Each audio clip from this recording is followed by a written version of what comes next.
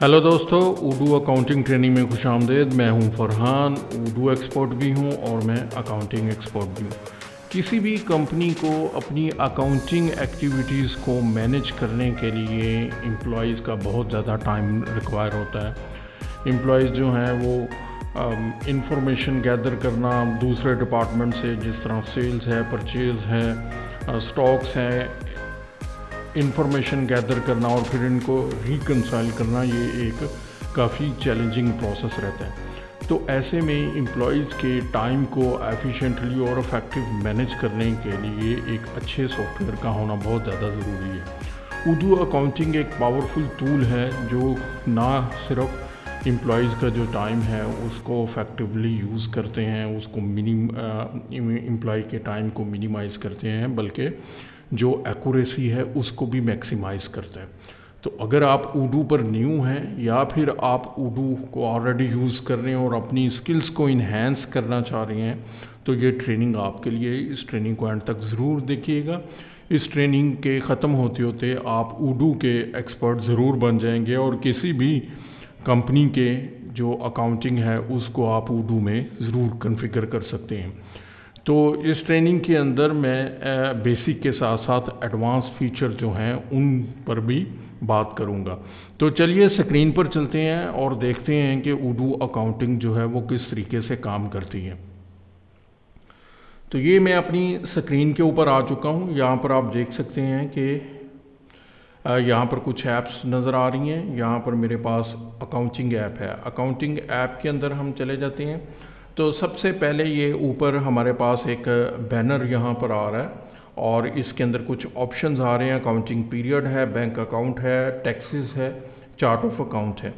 ये बेसिकली ये तीन चार जो ये मेन पिलर्स हैं जो कि उर्दू अकाउंटिंग ऐप को कॉन्फ़िगर करने के लिए, ट्रांजैक्शंस, पहली ट्रांजैक्शन परफॉर्म करने के लिए ये चार जो ट्रांजैक्शंस हैं ये इनको कॉन्फ़िगर करना कंपनी के लिए ये बहुत ज़्यादा ज़रूरी है। तो सबसे पहले हम इन्हीं चार को देखते हैं कि ये क्या चीज़ें हैं। अकाउंटिंग पीरियड्स की हम बात करते हैं। अकाउंटिंग पीरियड्स फाइनेंशियल पीरियड्स हैं जो जिसको हम फाइनेंशियल ईयर भी बोलते हैं। फाइनेंशियल ईयर के अंदर फाइनेंशियल पीरियड्स होते हैं या फिस्कल ईयर है, फिस्कल पीरियड्स होती हैं। तो ये वो अकाउंटिंग पीरियड्स हैं। जिस तरह अगर हम पाकिस्तान की बात करते हैं तो financial period July to June तक चलता है। इसी तरह यूएसए के अंदर कैलेंडर ईयर के ऊपर जाता है। तो डिफरेंट कंट्रीज़ के अंदर जो अकाउंटिंग पीरियड है वो डिफरेंट होता है। तो जो भी अकाउंटिंग पीरियड है हम उसको कॉन्फ़िगर करेंगे। कंपनी जिस कंट्री के अंदर फॉल करती है, जिस कंट्री के रूल्स एंड रेगुलेशंस उसके ऊपर एप्लीकेबल है, उस हिसाब से हमने अकाउंटिंग पीरियड्स जो हैं, अकाउंटिंग ईयर या फिस्कल ईयर है, उसको कॉन्फ़िगर करना है। तो यहाँ पर मेरे पास लिखा भी आ रहा है कॉन्फ़िगर। तो हम कॉन्फ़िगर पर जाते हैं, इस पर क्लिक करते हैं तो यहाँ पर ये देखें कि फिस्कल ईयर मेरे पास आ चुका है। फिस्कल ईयर जो है वो ओपनिंग डेट मेरी क्या होगी, फिस्कल ईयर जो है वो एंड कहाँ से होगा। यहाँ पर बाय डिफ़ॉल्ट मेरे पास आ रहा है कैलेंडर ईयर, यहाँ पर आ रहा है जनवरी 24 से ये ओपनिंग डेट यहाँ से वो स्टार्ट हो रहा है और फिस्कल ईयर एंड जो है वो कह रहा है जी कि 31 दिसंबर को एंड होगा। उसके बाद जो टैक्स रिटर्न्स हैं वो किस तरीके से होंगी, पीरियोडिकली टैक्स रिटर्न्स कैसे फाइल होंगी, पीरियोडिकली होंगी, एनुअल हैं, ये भी according to law, company specific, country specific, पहले कंट्री स्पेसिफिक आ जाएगा और फिर उसके बाद बिजनेस स्पेसिफिक या फिर कंपनी स्पेसिफिक आ जाएगा। कुछ केसेस के अंदर जो बिजनेस टू बिजनेस है, जो लीगल रिक्वायरमेंट्स हैं वो चेंज होती हैं पाकिस्तान के अंदर भी और पाकिस्तान से बाहर दूसरे कंट्रीज़ के अंदर भी ये चेंज होती है। तो पीरियोडिकली हम देखेंगे इंडिया के अंदर भी डिफरेंट बिजनेसेस के हिसाब से चेंज होती है। और इसके अंदर रिमाइंडर जो है वो कितने दिन बाद रिमाइंडर होगा। और ये जर्नल है, जर्नल को हम देखते हैं क्या चीज़ है जर्नल। तो यहाँ पर ये जर्नल सेलेक्ट करने के बाद फ़िलहाल मैं ये जो डेमो है इसके अंदर ओपनिंग डेट और ये कैलेंडर ईयर के ऊपर ही हम इसको मैनेज करते हैं। लेकिन अगर आप पाकिस्तान में कॉन्फ़िगर कर रहे हैं तो यूजुअली आपको जो अकाउंटिंग है वो कॉन्फ़िगर करनी है July to June. Okay, July to June regular है। वैसे कंपनी स्पेसिफिक अगेन वो कंपनी आपको बताएगी कि जो उनका फाइनेंशियल ईयर है वो किस डेट से स्टार्ट होकर और उसकी एंडिंग डेट क्या है, और जो टैक्स रिटर्न्स हैं वो कैसे फाइल करते हैं, तो ये कंपनी के हिसाब से कॉन्फ़िगर करना है। अच्छा जी, उसके बाद हम आ जाते हैं यहाँ पर चार्ट ऑफ अकाउंट के अंदर।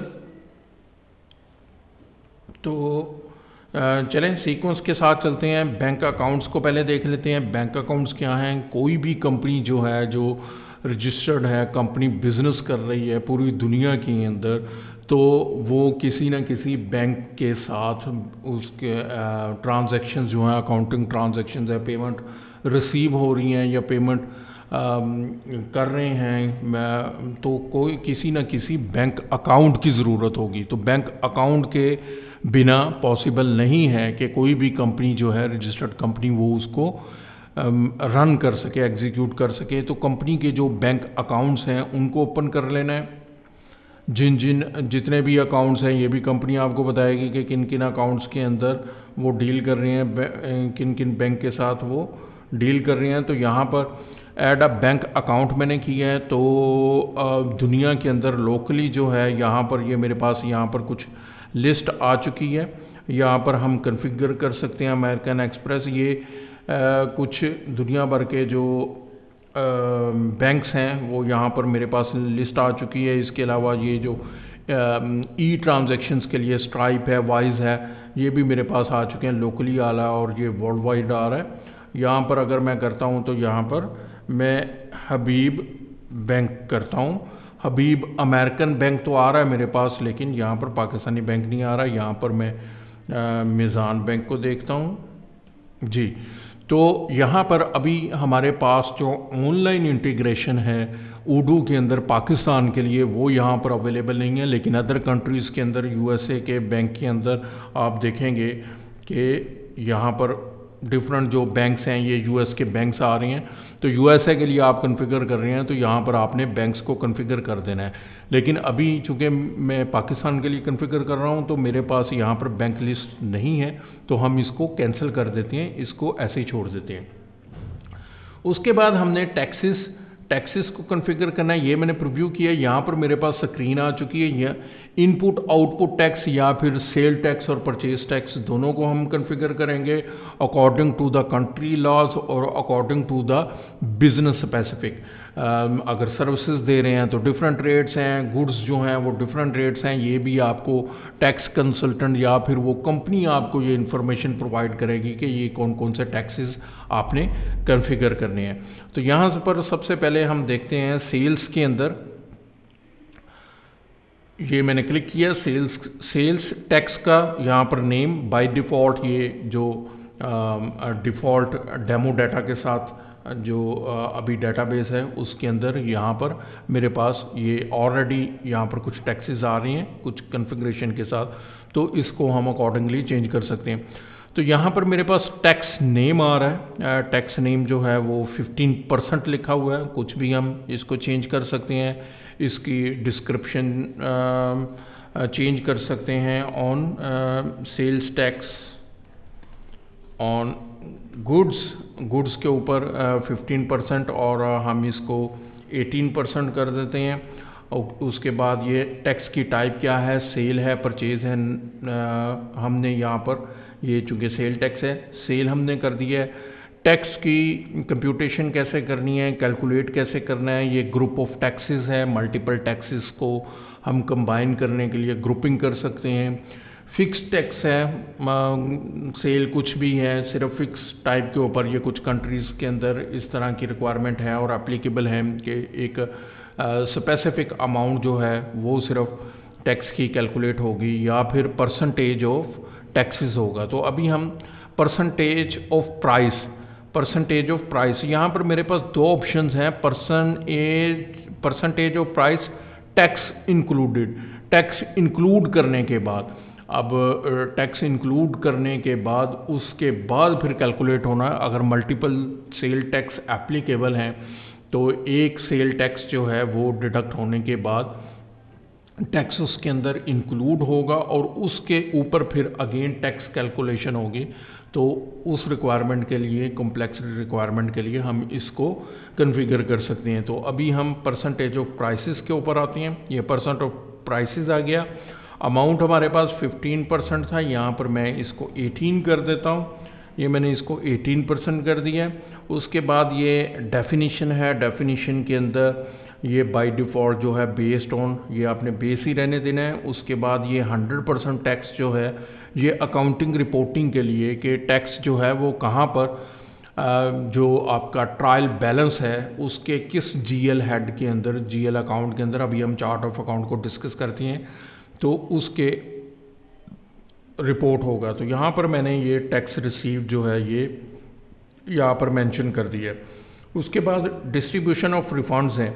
अच्छा, ये इनवाइसेस के लिए और ये रिफंड्स के लिए या फिर क्रेडिट मेमोज जो हैं उसके लिए, तो ये रिफंड्स के लिए भी सेम कॉन्फ़िगरेशन मैंने कर दिया। अगर किसी कंपनी की रिक्वायरमेंट है कि जब रिफंड्स आता है तो उसका टैक्स जो है वो सेपरेटली रिपोर्ट हो, तो यहाँ पर हम उसको चेंज कर लेंगे। लेकिन फ़िलहाल मैं ये दोनों जगह पर सेम ही कॉन्फ़िगरेशन यूजुअली सेम ही रहती है, तो हम इसको सेम ही रखते हैं। तो दोनों अकाउंट, यहाँ पर अकाउंट हम जो कंपनी का चार्ट ऑफ अकाउंट होगा उस हिसाब से जो भी हमारे चार्ट ऑफ अकाउंट के अंदर जो रिपोर्टिंग हमारा जीएल अकाउंट होगा वो हम यहाँ पर मेंशन करेंगे।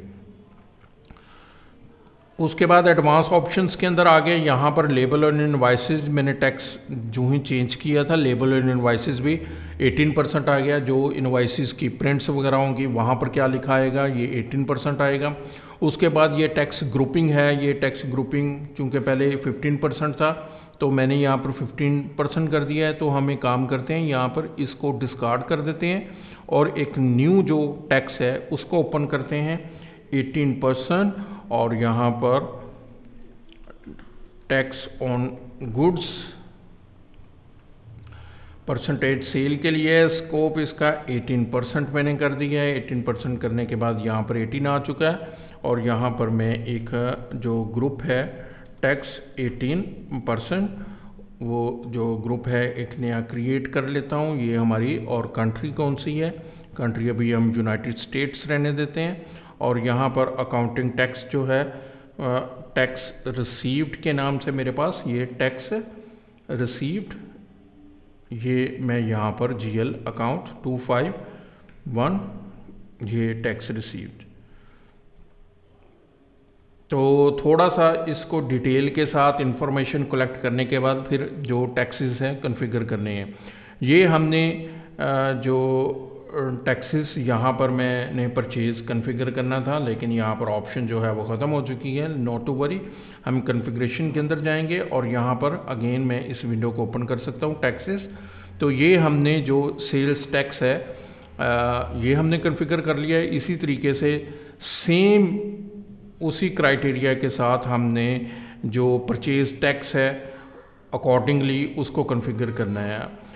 जो परचेज़ टैक्स है उसके अंदर टाइप जो है वो परचेजेज आ जाएगी, उसकी परसेंटेज वगैरह उसी तरीके से आ गई। और ये जो अकाउंट है ये इनपुट टैक्स है या फिर परचेज टैक्स है, इसके लिए जो अकाउंट जो परचेज टैक्स से रिलेटेड होगा वो हम मेंशन कर देंगे, और बाकी रेट वगैरह हमने मेंशन कर देनी है। तो इसको हम ऐसे ही छोड़ देते हैं। डैशबोर्ड के ऊपर वापस चलते हैं। तो ये दो चीज़ें हमने कॉन्फ़िगर कर ली। अब तीसरी चीज़ आती है chart of account. Chart of account वो बेसिक पिलर है जिसके ऊपर जो पूरी की पूरी अकाउंटिंग है वो स्टैंड कर रही होती है। तो चार्ट ऑफ अकाउंट को डिटेल के साथ डिस्कस करना है और उसको कॉन्फ़िगर करना है। चार्ट ऑफ अकाउंट के ऊपर मैं एक सेपरेट कम्प्रीहेंसिव जो है वो वीडियो वहाँ पर आपके लिए शेयर करूँगा कि चार्ट ऑफ अकाउंट ईआरपी के अंदर और स्पेशली उडू के अंदर किस तरीके का होना चाहिए, उसके कितने लेवल्स होने चाहिए, चार्ट ऑफ अकाउंट के अंदर कौन कौन से हेड ओपन करने चाहिए। तो वो डिटेल के साथ एक सेपरेट वीडियो में बात करूंगा। तो अभी हम अपना फोकस करते हैं जीएल अकाउंट के ऊपर। तो यहाँ पर प्रीव्यू के ऊपर मैं क्लिक कर लेता हूँ। तो ये मेरे पास चार्ट ऑफ अकाउंट ऑलरेडी, चूँकि ये जो डाटाबेस है इसके अंदर डेमो डाटा एग्जिस्ट कर रहा है, तो ये सारा चार्ट ऑफ अकाउंट डेमो आ रहा होगा। लेकिन जब आप एक किसी कंपनी के लिए फ्रेश इंस्टॉलेशन करेंगे तो यहाँ पर चार्ट ऑफ अकाउंट एग्जिस्ट नहीं कर रहा होगा। तो चार्ट ऑफ अकाउंट आपने कंपनी के हिसाब से, किसी भी कंपनी के हिसाब से ये चार्ट ऑफ अकाउंट को आपने ओपन करना है। तो चार्ट ऑफ अकाउंट को हम देखते हैं। यहाँ पर क्या है, तो ये यहाँ पर आप स्क्रीन देखें, ये कोड आ रहे हैं जीएल अकाउंट के जो कोड हैं, ये उसकी डिस्क्रिप्शन है, ये उसकी टाइप है। इनको वन बाय वन डिटेल के साथ देखते हैं। ये लेफ़्ट साइड के ऊपर मेरे पास यहाँ पर ये 1 2 3 4 5 6 9 तक यहाँ पर आ रहे हैं। तो जब मैं ये 2 पर क्लिक करता हूँ तो यहाँ पर ये चार्ट ऑफ अकाउंट जो है ये फ़िल्टर हो चुका है, और 2 से जितने भी जीएल हेड हैं वो स्टार्ट हो रहे हैं, वो आ चुके हैं। तो ये ऑटोमेटिकली उडू जो है वो मेंटेन करता है। तो यहाँ पर किसी भी चार्ट ऑफ अकाउंटों को ओपन करने के लिए, जीएल अकाउंट को ओपन करने के लिए राइट साइड पर ये मेरे पास व्यू का, यहाँ पर हम ऑल पर क्लिक कर लेते हैं। ये व्यू का मेरे पास आ रहा है ऑप्शन, मैं व्यू पर क्लिक करता हूँ तो ये चार्ट ऑफ अकाउंट ओपन हो चुका है। अच्छा जी, चार्ट ऑफ अकाउंट को ओपन करने के लिए यहाँ पर सबसे पहले तो उसका यूनिक कोड देना है। ये यूनिक कोड हम देंगे, उसके बाद उसकी डिस्क्रिप्शन दे देनी है, उसके बाद ये टाइप के अंदर आ जाएं। ये उडू की प्री डिफाइंड टाइप है। तो जो भी आपका जीएल अकाउंट है, इस जो उडू की जो कॉन्फ़िगरेशन है, जो फंक्शनैलिटी है जीएल अकाउंट्स की, वो इन बेसिस के ऊपर काम करेगी। तो आपने जो जब भी कॉन्फ़िगर करना है जीएल अकाउंट, तो ये टाइप को ज़रूर सामने रखना है। इस टाइप के हिसाब से जो जीएल अकाउंट है उसको कॉन्फ़िगर करना है।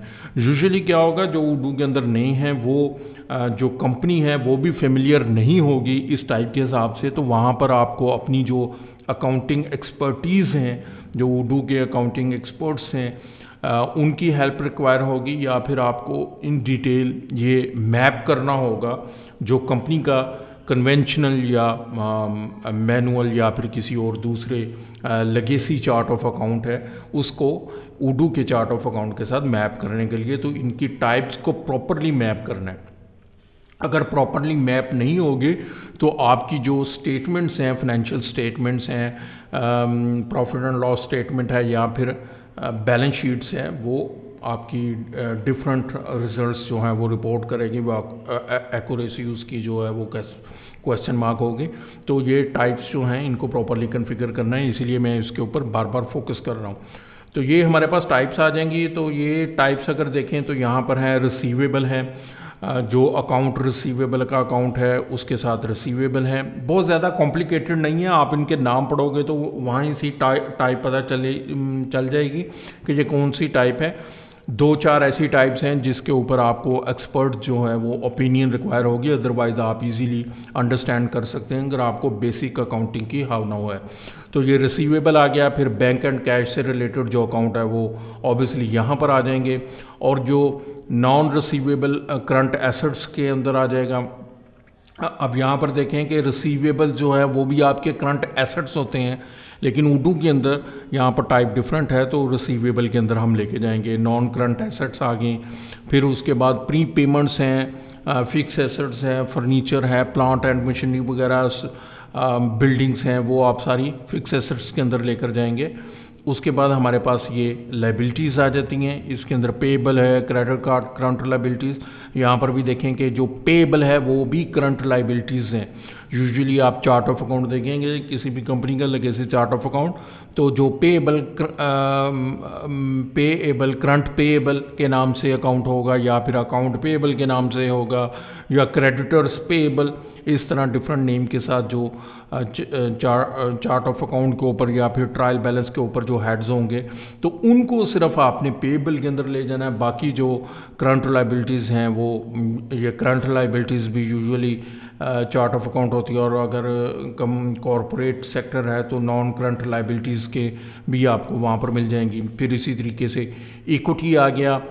इनकम के अंदर हम इनकम, अदर इनकम, यहाँ पर 2 टाइप्स हैं, यहाँ पर हम उनको देख लेंगे। और उसके बाद एक्सपेंसेस के अंदर, एक्सपेंसेस जो जनरल एक्सपेंसेस है, एडमिनिस्ट्रेशन एक्सपेंसेस हैं, उनको हम डेफिनेटली यहाँ पर जो है वो ग्रुप कर देंगे, उसकी टाइप्स सिलेक्ट कर लेंगे। डेप्रिसिएशन, एसेट से रिलेटेड एसेट की डेप्रिसिएशन को पोस्ट करने के लिए डेप्रिसिएशन टाइप आ जाएगी। उसके जो अकाउंट हेड होंगे वो मल्टीपल है या फिर एक है, ये भी अगेन कंपनी आपको बताएगी कि उसके डेप्रिसिएशन के कितने अकाउंट हेड्स हैं। तो वो जो एक्सपेंस के हैं वो डेप्रिसिएशन में चला जाएगा। ऊपर एक और भी अकाउंट आ रहा था फिक्स एसेट का, तो वो जो एसेट अकाउंट है वो वहाँ पर आ जाएगा, और जो दूसरा आपका डेप्रिसिएशन अकाउंट है वो यहाँ पर आ जाएगा। और उसके बाद कॉस्ट ऑफ रेवेन्यू, ये भी कंपनी आपको बताएगी कि कॉस्ट ऑफ रेवेन्यू क्या है, कॉस्ट ऑफ रेवेन्यू को उसके बाद cost of goods sold, cost of goods manufacture, ये कंपनी आपको बताएगी कि इसको किस तरीके से कॉन्फ़िगर करना है।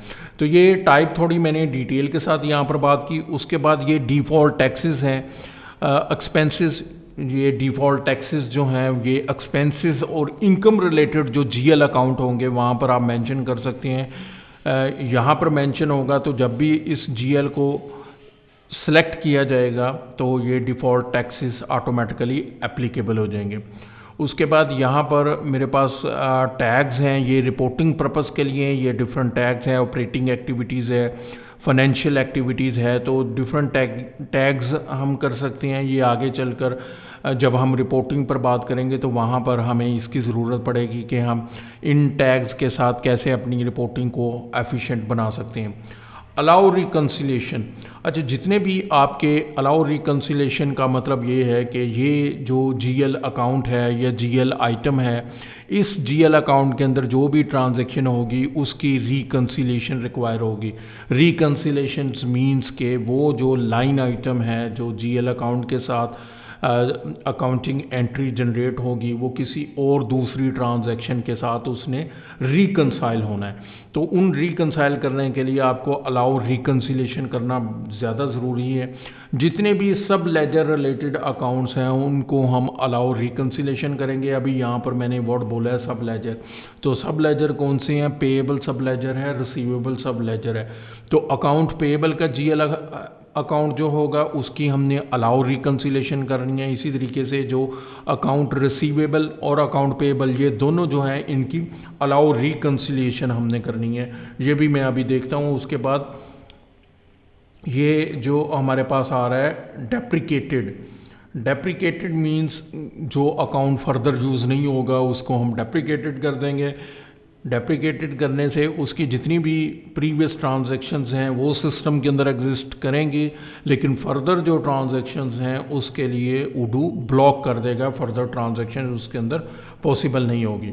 उसके बाद ये ग्रुप्स हैं, ये ग्रुपिंग है ट्रायल के ऊपर या फिर डिफरेंट ग्रुपिंग्स हैं बैलेंस शीट के अंदर। प्रॉफिट एंड लॉस स्टेटमेंट्स को हम किस तरीके से ग्रुप करना चाह रहे हैं, यहाँ पर ये बात है पहले ट्रायल बैलेंस के ऊपर।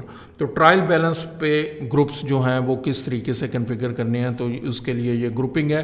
ये भी हम देखते हैं कि ग्रुप्स को कैसे कर सकते हैं। तो वापस चलता हूँ चार्ट ऑफ अकाउंट के अंदर, ये लिस्ट व्यू के अंदर मैं आ चुका हूँ। तो यहाँ पर हम रिसीवेबल का अकाउंट देखते हैं, सर्च करते हैं इसको रिसीवेबल को।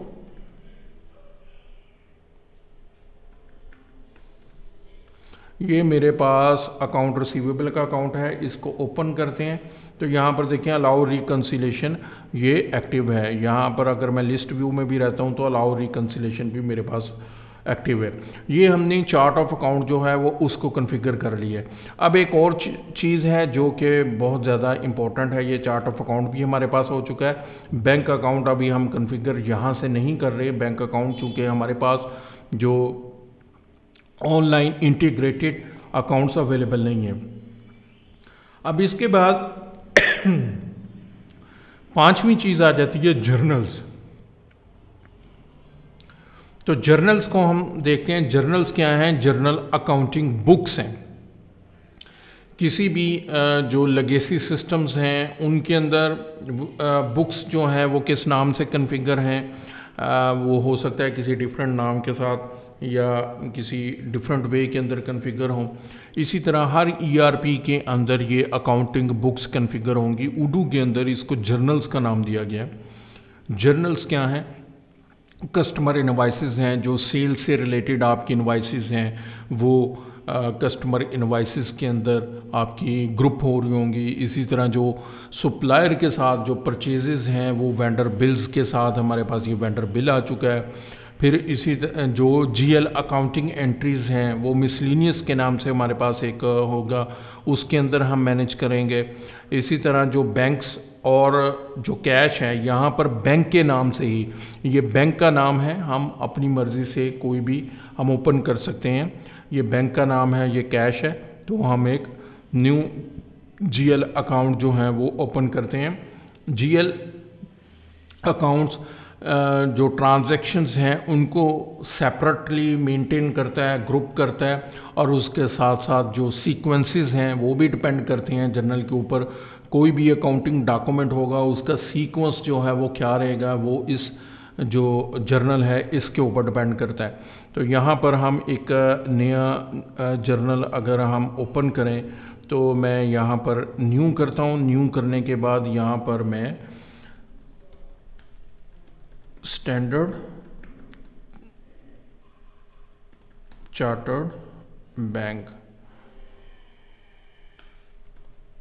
ये स्टैंडर्ड चार्टर्ड बैंक जो है इस नाम से मैंने ओपन किया है। टाइप के अंदर sale, purchase, cash, book, book के नाम से हमने बैंक बैंक, तो हमने टाइप इसकी बैंक सेलेक्ट कर ली। ये मैंने बैंक की टाइप सेलेक्ट कर ली है। उसके बाद अकाउंटिंग इन्फॉर्मेशन के अंदर ये सस्पेंस अकाउंट उसने ऑटोमेटिकली यहाँ पर मेंशन कर दिया है कि सस्पेंस अकाउंट क्या होगा, प्रॉफिट अकाउंट क्या होगा, लॉस अकाउंट क्या होगा। अब यहाँ पर ये मैंडेटरी बैंक अकाउंट्स हैं। अब ये मेरे पास ऑलरेडी एक बैंक अकाउंट तो आ रहा है, लेकिन वो ऑलरेडी यूज़ हो रहा है, तो इसको ओवरलैप हम नहीं कर सकते। ये ऑलरेडी बैंक के साथ मेरा यूज़ हो रहा है, मैं इसको सेव करता हूँ। तो ये मैंने इसको सेव किया। अब सेव करने के ऊपर जो सीक्वेंस के साथ बैंक अकाउंट उसने ऑटोमेटिकली ओपन कर दिया है 101405, ये स्टैंडर्ड चार्टर्ड बैंक के नाम से ये इसने ओपन कर दिया है। उसके बाद यहाँ पर ये सस्पेंस अकाउंट ऑलरेडी ये मल्टीपल ओपन करने की ज़रूरत नहीं है, ये एक ही सस्पेंस अकाउंट के साथ इसका यूसेज क्या है आने वाली वीडियोस के अंदर हम बात करेंगे। फिर ये प्रॉफिट, कैश डिफरेंस गेन और कैश डिफरेंस लॉस, ये ऑटोमेटिकली इसने ओडू ने इसको यूज़ कर लिया। अच्छा जी, अब ये इसका जो मेन अकाउंट है जहाँ पर आपके बैलेंसेस जो हैं वो फॉल करेंगे। अकाउंट नंबर हम यहाँ पर मेंशन कर देंगे, कोई भी जो भी अकाउंट नंबर है वो मैं यहाँ पर लिख देता हूँ।